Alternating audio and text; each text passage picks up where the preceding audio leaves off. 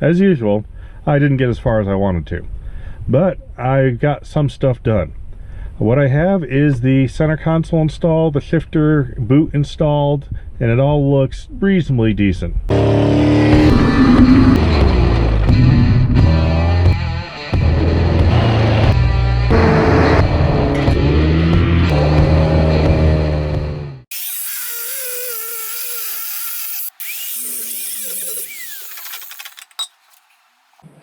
So what I've done is cut the front part of the plate off all the way up to, there's a teardrop shape here, and then alongside the reinforcing bracket that used to mount the automatic.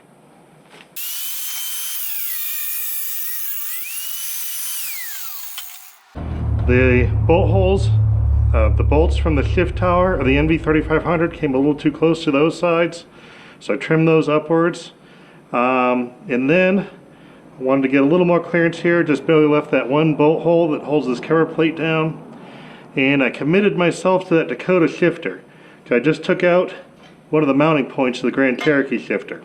So I may be regretting that decision, but we'll find out. This is totally unnecessary if you use the stock transfer case shifter. This is the NV3500 shifter. See if we get a good view. These are the bolts that used to hold the automatic shifter in on the back, cut off in the middle, trimmed around here. Let me see if you can get a better shot of that. So that's where I trimmed it. You can see right there is the bolt that holds the cover plate to the transmission tunnel itself. That is going to be where I'm going to mount the boot that covers this whole thing up. But that's where I trimmed it to. I trimmed it right to the in front of that hole, so that still bolts in. And this is what you'd need to do to fit this transmission in place. You didn't have to trim quite this far, but it's not going to be a big deal. Now, over here, I also trimmed out for the transfer case shift lever. And that is because this right here is from the 94 Dakota. This is not the ZJ shifter, but I like the way it feels. It's got a good solid feel to it, and I had it. So I'm going to use that. It travels way further than the ZJ shifter, so it took a lot of notching.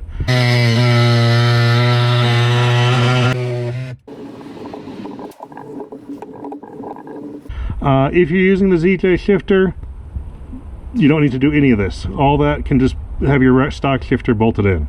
That's probably the smart way to go. At this point, it's being a lot of extra work to get that shifter, and I don't know if it's going to be worth it. One other thing, this right here is the connector to the transmission, and this has an important center wire. That middle wire is what's going to tell your computer whether or not the transmission is in gear or in neutral. That right there we're going to hook to the clutch pedal over that way. So you're going to need to run that wire to the interior. While you're doing this is a good time. You can run it alongside in this hole. You can drill a new hole forward and fish it through, but you want that wire to come into the interior. So it's the center wire, this connector, and so at this point bring it through somehow. That way you have it hook up the clutch pedal. But let's go ahead and put on a shifter boot over this. And then I've got another shifter boot from this one. Like I said, you don't need to do that if you're using the ZJ transfer case shift lever. Alright, now what I have here, this is the cover plate adapter.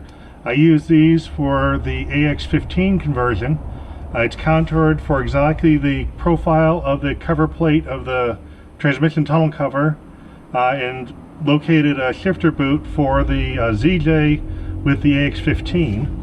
And so you can put a Wrangler shift boot on top of it, and this covers up the hole perfectly. In this application, the whole shifter is going to be too far forward to use it properly, so I'm going to have to make do a little bit. Now, one of the problems we have is if in the AX15 location you can cut away all the stamped material and you end up with a nice smooth surface to mount to.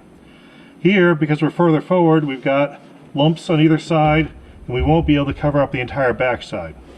Also, I left part of the automatic transmission shifter mount here because the center console is going to have to mount to something. and I don't think it will work with the original mounting system. So I think I'm going to make a custom mount off this to hold the center console in place. So that's why that's still there. Now, in order to make it fit the floor contours, I added some self-adhesive foam, just generic hardware store stuff. There's also a big divot here where the transmission lever used to be for the automatic shifter. I've got a foam block. I'm going to plop that in a hole, squish the whole thing down, and that should seal it up pretty decently. Now what I'm going to do, I drilled one of these holes a little larger. Normally they're a pilot hole size that a screw can grab in, but I'm going to run a longer screw through the shift boot, through this plate, through the cover plate, and into the transmission tunnel. So I'm going to need a longer bolt or a longer screw like this one. Going to go through the whole thing, and that's going to locate this and hold down the plate and hold everything in position. The other holes I'm going to pop a self-tapping screw through and mount everything else that way. And it should all be sealed up pretty nicely.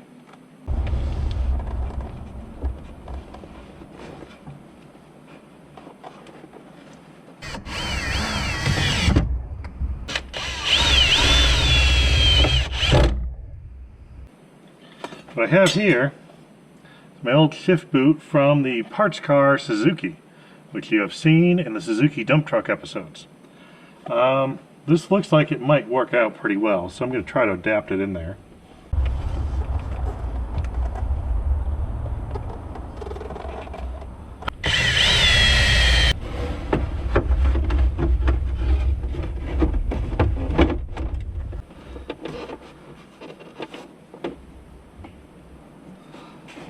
It's not that bad. Factory Dakota boot.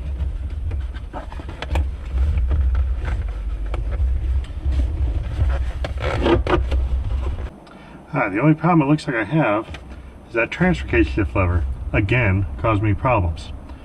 As I've been saying over and over again, if you use the stock ZJ transfer case shifter, you won't have this problem. I'm really regretting not using that at this point, but I'm going to keep moving forward because you can learn from my mistakes. So I'm going to have to trim the center console around the transfer case shift lever, which again wouldn't be necessary if I had just used the right one in the first place. Looks like the stock Dakota boot fits pretty decently. I'm going to do a little trimming to try to get that in place.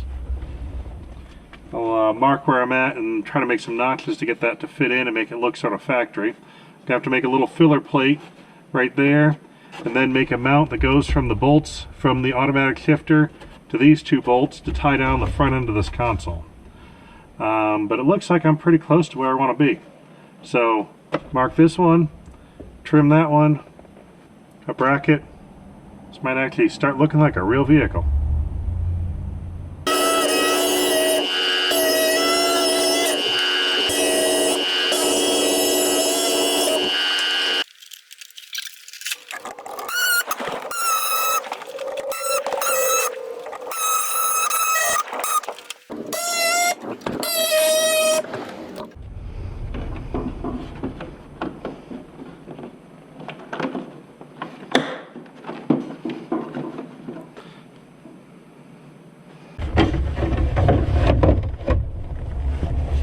So that's the bracket. It'll go to the leftover bolts from the shifter or the automatic to those bolts up there and should hold this thing in place.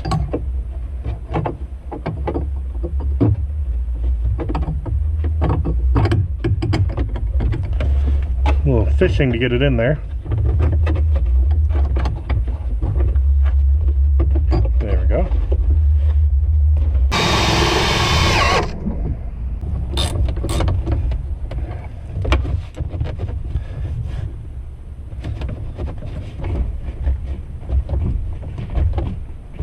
There's a little bit of rubbing right there. I'm going to try the boot out and see how it looks. Certainly sturdy.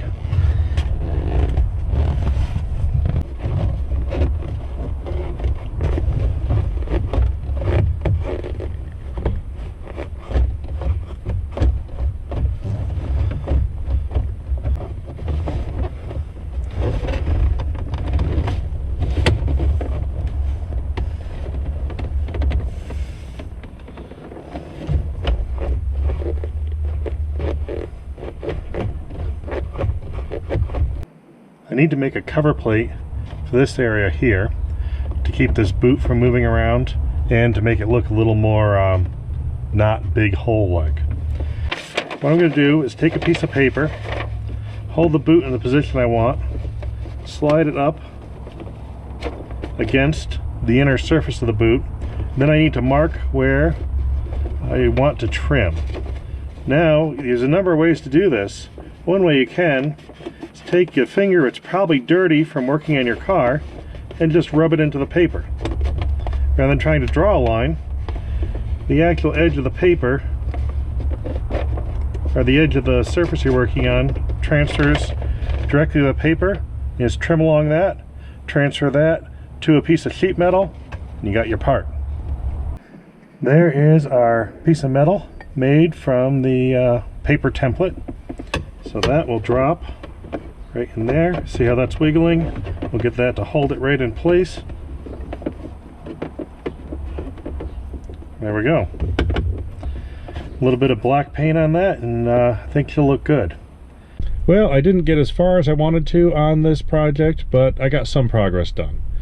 Now what I have done is get the whole center console and shifter situation figured out to where it's reasonably good. I moved the center console forward about a ½ inch in order to accommodate the NV3500, because that shift tower is a little bit further forward. Let me show you the inside of the console. Now this is one I'm using to test fit and hack apart. It's a real nasty one. I've got a better console once I'm happy with this, so don't mind the dirt. There are the holes. As you can see, I drilled new holes about a ½ inch back from where the original broken out chunks of where the holes used to be are. So that moved the console forward a little bit. Then going forward, I've got the NV3500 shifter with the 94 Dakota shift lever and the 94 Dakota shift boot. This was a blank area. I made a piece of sheet metal to cover that up, so it looks a little bit less holy. Then I have the 94 Dakota transfer case shift lever. Now, in hindsight, I don't think I would have done this if I had known how much hacking would be involved. It's a little bit ugly on the console. It takes a lot of travel to get the transfer case to work properly, and the boot doesn't cover up nicely. So I would recommend working with the ZJ transfer case lever, because that obviously fits because it's from a ZJ. But this one does work, and I'm going to play with it a little more before I decide to ditch the entire thing and go back to a ZJ linkage. I'll see how it works off-road and see if the solid feel is worth it. Well, that's all I got done this time, but here's a sneak peek at what we're going to do next time. Have fun!